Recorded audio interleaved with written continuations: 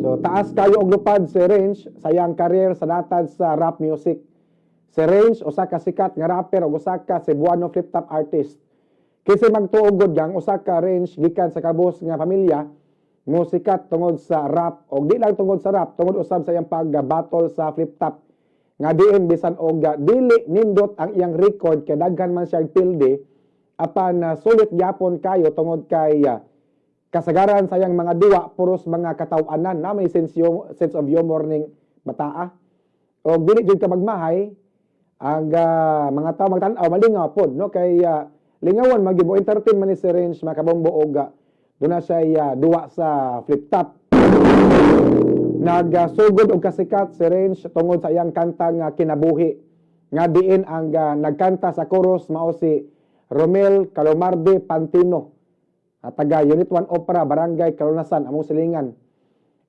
Si Romel Calomarde Pantino o mas naila nga baba nga usa-usab ka sikat nga singer mga kabombo. Ang ilang music video nga Kinabuhi niabot og 13 million. Niabot nag 13 million kapin ka mga views sud lang sa 5 ka tuig. Og dito nagsugod og saka ang karera ni Range 999 o Jade Andrew Salira sa tinuod nga pangalan. Ni daghan ang mga fans ni Range apan dili malikayan nga naasad siya mga haters. Normal na nga duna kay mga haters, dili jud na malikayan. Hilabi na nga usa ka rap artist. Kasagaran mong sa mga rapper mas ma-misinterpret ba nga hambugero tungod sa panamit o tungod sa linihukan ang tawag ana mga kabumbo attitude no. Normal na nga imo nang ipagawas ang imong attitude kung mag-perform na ka ibabaw sa entablado. Kinahanglan ka nga mukiat kag maayo para ma-hype ang mga tao nga nagtan-aw nimo.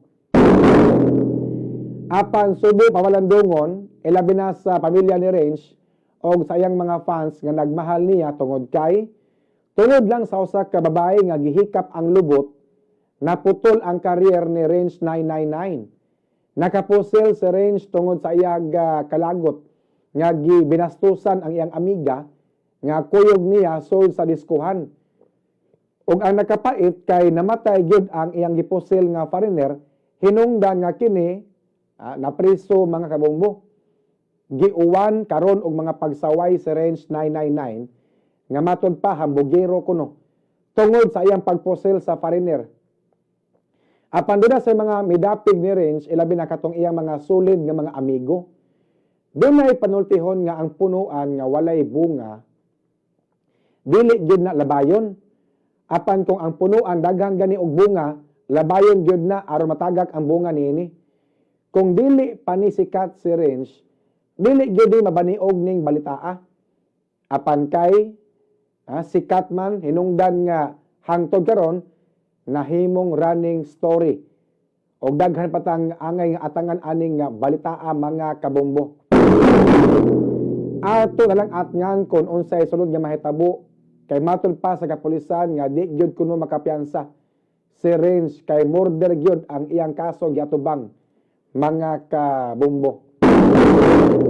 Sama sa kanta ni Range nga Kinabuhi nga abanti lang gihapon ta bisag lisod kung matumba man ganita halabarog kay kaya ratanan basta kita maning kamot agwanta lang moabot ra ang panahon.